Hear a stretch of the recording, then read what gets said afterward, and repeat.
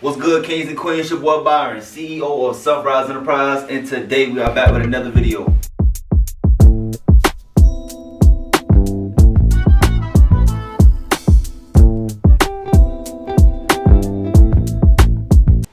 Alright man, so let's get right into it. Today's episode is called 5 Stolen Legacies. Right? And today I want to go over topics and discussions, and I get a lot of backlash in my comments now for the things that I post. But you stand for something or you fall for anything. And so on today's episode, we're going to be discussing 5 lessons, 5 legacies that's been stolen. So today we have 5 stolen legacies, right? Now this noteboard is just for my notes. This is just for me. You know what I'm saying? I'm gonna have something right here.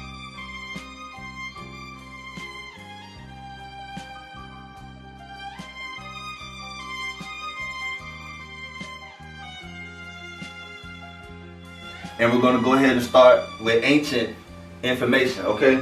So when I came across this subject, right, it blew my mind because I've always been fascinated with philosophy. I've always been, one of those kids that instead of going to the cafeteria, I would go to my library, you know what I'm saying, and indulge myself in books. And you know what I'm saying, funny enough, I was a varsity football player. I was the only varsity football player that would go and just read books. And one of the books I would always read was philosophy, right? Number 1 is Greek philosophy is stolen Egyptian history. So I end up buying philosophy books, right here, like classical philosophy, Socrates, Aristotle, Pythagoras, a lot of ancient Greek and Roman philosophy. When I was going through these concepts and the way that they break things down, and the way they saw life, and the way that things were portrayed and written down and constructed, it was all one big ass lie. From metaphysics and things that we ask our questions, we ask the consciousness. I can keep going on all day. The comprehensions of skepticism. Different topics and concerns, and basically it was all stolen.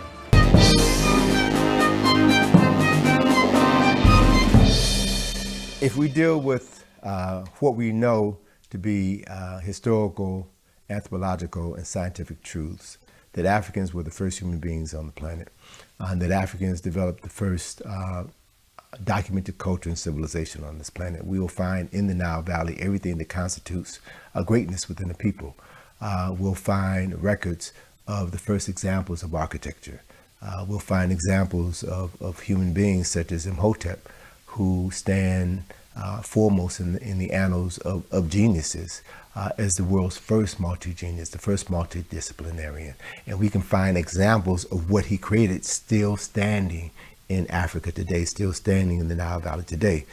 And at that time, the people who were best suited to appreciate what was in Kemet were the Greeks, who lived just on the other side of the Mediterranean Sea, who were relatively close to Kemet.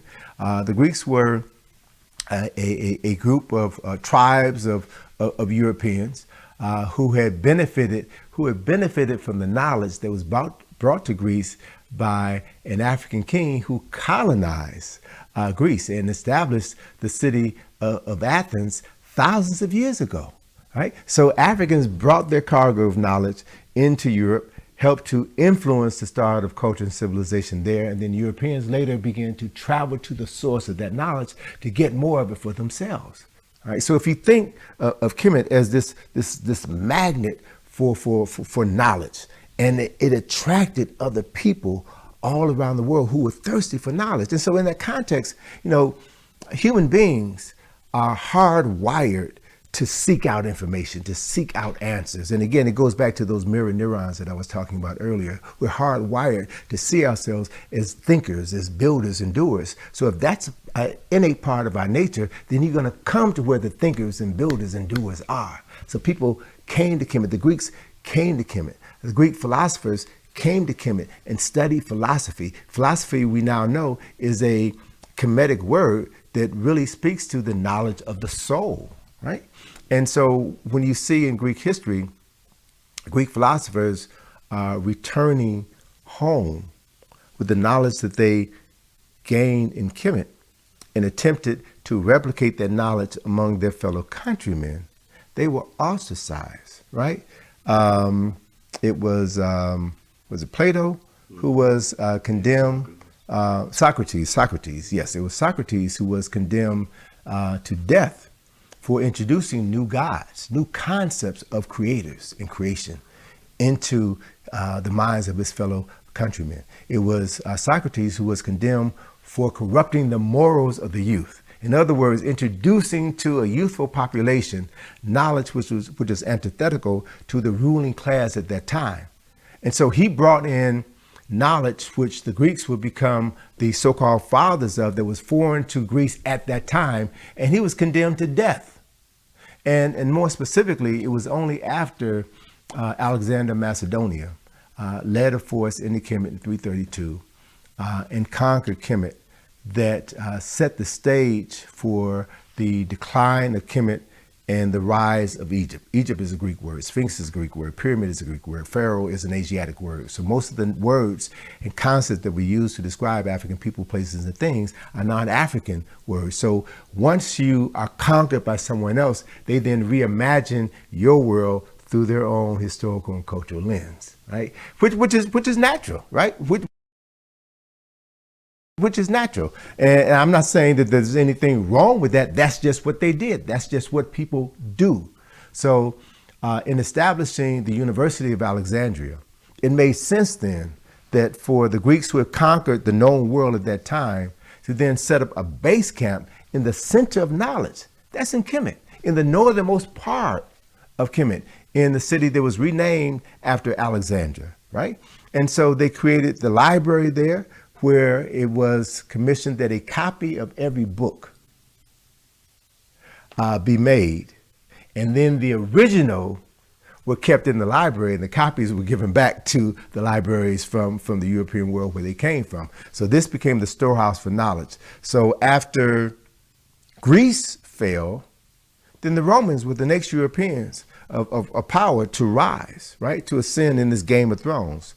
And they came in and conquered the Ptolemies, the Greek rulers of Egypt at that time, and they assumed control of this information. So what you have for over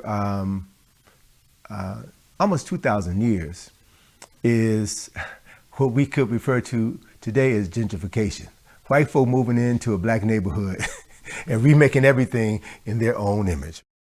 Number two is Avocado Explorer sailed the Atlantic Ocean before Columbus. But I have this book right here. It's called Genius of the Sea. And when I was growing up in elementary or whatever, we had a Columbus Day. We used to celebrate it at school. We used to think that this man was a genius. He was really a liar. He literally lied his way to the top. Furthermore, the Portuguese told Columbus when he returned from his first voyage, the Portuguese told Columbus that they were aware of Africans leaving from the Cape Verde Islands and going far to the west with merchandise in large boats. There are two things to bear in mind here. First of all, the Portuguese were aware of African navigation because the Portuguese had been in Africa since around 1450. They in fact had clashed with the Gambian Navy. The Portuguese also were aware of a landmass to the south as a result of African movements, which will come up later in my talk. And furthermore, Columbus had married a Portuguese woman. He had been to Africa in 1484 at the Portuguese port at San Jorge de Minas. His brother Bartholomew had married a Portuguese. They were both aware of the Portuguese court, and in fact, they had been trying to get the Portuguese to finance their journey across the Western Ocean before he went to the Spanish courts. Not only do we have, therefore, the documents of the Portuguese and that of Columbus himself, and oral tradition of the Native Americans, and the fact that the Spanish metallurgists had ruled on this and shown that it was African, but furthermore, they have found a cotton in the Cape Verde Islands, a cotton, Gossypium hirsutum var punctatum, which they thought was African because it was just off Africa and it had been taken by the Portuguese as they settled in the Cape Verde and planted before Columbus in the Cape Verde Islands. When it was examined, the cytogenics of the cotton showed that it was not African, it was some cotton grown in the Caribbean and South America, which means cotton which had been grown in the Caribbean and South America had got into Africa before Columbus Howe. Not only that, botanical evidence, but the navigational evidence shows, the oceanographic survey of the ocean shows that just off the Cape Verde there is a current that takes you to South America. There are 3 major currents off Africa, about 100 miles off the African coast, that take you automatically to America. Once you are caught in those currents, whether you planned it or not, you have to get to America unless the fish get you first. Anything that remains afloat is pushed towards America. Off the Cape Verde Islands, the current takes you in onto the northern tip of South America, into the Caribbean, into the Gulf of Mexico. If you're off the Senegambia, it takes you to South America, into the Caribbean, into the Gulf of Mexico. If you're off the southern coast of Africa, it takes you towards South America, and you could fall into the currents that take you into the Caribbean, into the Gulf of Mexico. The evidence shows that, and I will leave the Columbus period aside for a moment, the evidence shows that there were Africans American not only before Columbus, but before Christ. All right. Number 3 is George Washington Carver innovated Ford Motors. Wiley Jones was a former African-American slave who went into Arkansas. He stacked his money up and he became a railroad owner. He owned a railroad system, and the city of Pine Bluff, Arkansas ended up buying his railroad system, and that system is still owned by Pine Bluff right now. The Patterson Car Company was a car company founded by former slaves, African-American men, and the Patterson Car Company was the first African-American car manufacturer in the country, I think the only manufacturer in the country. And what's interesting about the Patterson Car Company, it was in Ohio. Their cars were considered higher quality than the Model T cars that Henry Ford had. The DeRay brothers, Ford and them stole it. That's why all over the world, Ford never gets credit for inventing a car. He gets credit for mass production. The cars began coming off the assembly line at the rate of 1 every 40 seconds. Until that, they take one car and put it together. One car and put it together. But where did he get that from? George Washington Carver. George Washington Carver was never around black folks till he went to Tuskegee. His mother and father died or was killed, and a white family adopted him from Iowa. You know, black folks in Iowa, except football players. So he went to grade school, high school, and they didn't have no secondary school. They didn't have enough people. And so now George Washington Carver leaves after he get all his education come out there. He goes to Tuskegee. Henry Ford came down to visit, like he always see his friend. And he said, Mr. Ford, I got something here. Study plants. And see, if you take this back and give it to your engineers, they can build more than one car at a time. He took it back. Mass production all over the world is called the plant, right? Everybody made joke of him because they said, well, you know, but the plants are talking to him? You know, is this how he's getting these properties of these plants? And George Washington Carver, in his quiet, dignified way, said, well, who taught me? I'm not saying that they talk to me like they got a tongue, but I can look at a plant and see what it can do for the human family. Okay? KFC was stolen recipe, right? Was a stolen recipe from Emily Childress of Kentucky. Sanders ripped off a black woman for his own personal greed. The KFC secret recipe was obtained from Ms. Childress of Kentucky for a measly $1,200 in total back revenue. Sanders, who is an Indiana native, stole the Southern African American secret recipe in the 1930s and used it to open a spot for travelers. You're a living legend, and in your own time, and that's not too many people have that happen to them. But you weren't always a legend. What happened? What were you doing before you became famous? In about 1956, you started making. I was working for a living. I operated a restaurant for about 25 years. Yes. Trying to serve the best food that I could serve to the public. That's where I developed my chicken recipe, that I wanted to have the best chicken in my restaurant than any competitor had. So I was on the highway where they go to Florida or at the Smoky Mountains, and as they went down to the place, I wanted to get them as they come back. And you'd find out surprising how long they forgot all about the price of the food before they forgot the quality. They come back again for that good food. And I was listening to Duncan Hines' Adventures of Good Eating, and that gave me a very select clientele too. I had a moral obligation to give people something good, something worthwhile, see? And I loved it. And then they come along and surveyed this interstate system. That went 7 miles back of me, left me something high and dry. I was 66 years old. I couldn't afford to quit. Of course, when they were talking about it for 3 or 4 years before, it looked like it was going to be a reality. I begun to put out a guinea pig franchise because I was thinking, what can I do next? They're going to wipe out this restaurant. And I thought, well, I'll try to franchise the chicken. So by getting 4 or 5 of these guinea pig franchises, I proved to myself that I had a product that would take with the public, profitable to the restaurant man, and also it would go. Just a mere matter of getting behind it and getting it put over if we could. So when they did survey the system, I was left something high and dry, so that wiped me out. Isn't that something? You know, here's a case where disaster really was a blessing.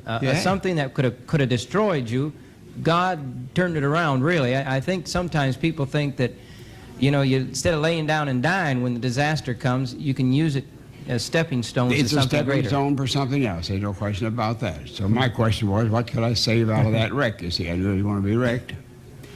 And the chicken was taken. It's proven it was taken with the public. And all I had to do is stay with it and get it going. I think the moral to my life is don't quit at 65. Maybe your boat hasn't come in yet. See, It wasn't until the family complained, until her family complained, that they got a payment of $1,200 from Sanders. Over the years, Sanders restaurants added accent seasonings, but the basic natural herb ingredients were not due to any food combinating skills that he possessed or any special talents for cooking. With the exception of New Orleans, Louisiana, and parts of South Carolina, blacks had to pay taxes but couldn't own businesses or enter into contract. In fact, it was illegal to pay a black person more than a white, and one had to depend on the honesty and integrity of the white party in these backroom deals and arrangements. Often the black party was screwed over by greedy whites, and KFC is a perfect example of how U.S. allowed blacks to be exploited by every Tom, Dick, and Colonel Sanders. All right, and then number 5, real plain and simple. Jesus was black. You know what I'm saying? Was I there? Did I see him? No. Everything is black. Everything comes from black. Dr. Khalid Abdul Muhammad says that everything that has already been documented has been rewritten. Where's the Chinese at the table? Where's the Japanese at the table? Where's the black African at the table?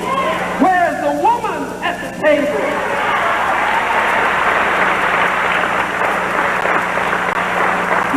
wonder you're hungry in New Orleans. You can see we didn't get nothing to eat that day. If we were there at all, we must have been in the kitchen. I'm sorry, we cannot accept.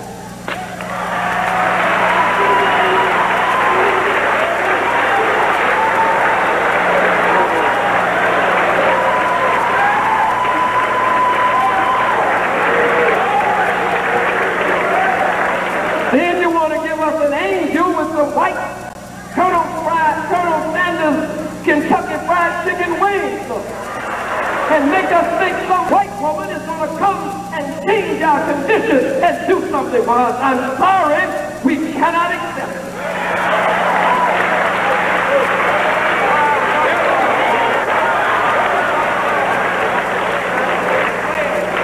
Some of the pictures he had blonde hair. Some of the pictures he had red hair. Some of the pictures he had brown hair. On some of the pictures he had black hair.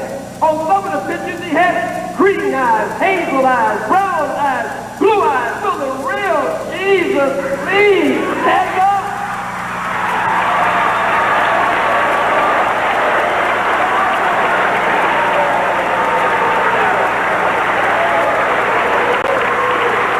Revelations and Daniel, hair like lamb's wool. Nappy hair, that good hair. Give me a black woman with that good hair. I ain't got no jungle fever. Give me a black woman with that nappy hair so I can run my fingers and get them tangled up in that nappy stuff. I don't want that straight stringy stuff. No, sir, we can't accept.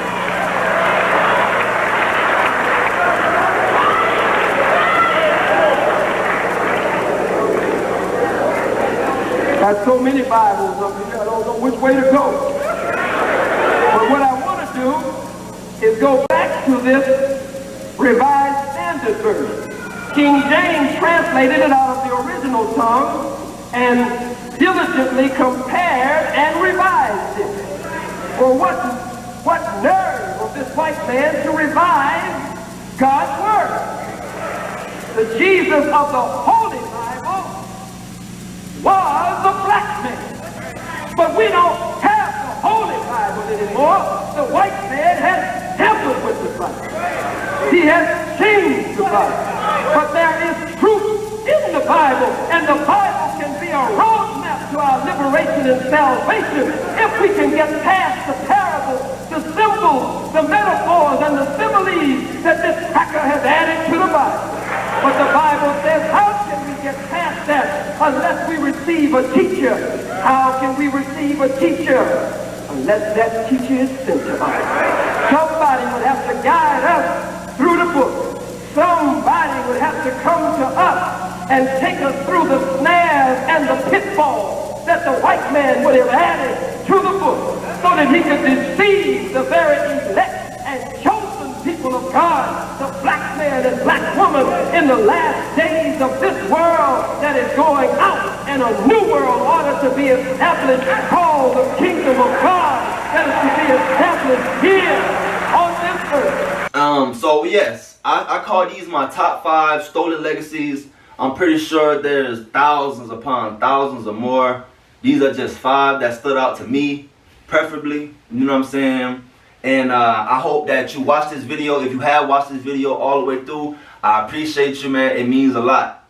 If you did like this video, make sure you like, comment, subscribe, and join the family so that way you can catch up and keep in tune with these concepts. When I drop them, you're able to catch them. And let me know what you think. Should I drop more of these, more stolen legacies? Should I do more? Let's study this wolf. Should I go back to my boy talks? You know what I'm saying? Should I do more reactions? You know, if you're following me, if you subscribe to me, you know, don't be afraid to jump in the comment box and let me know what you're thinking, man. Give me some ideas. I'm literally making content for you guys.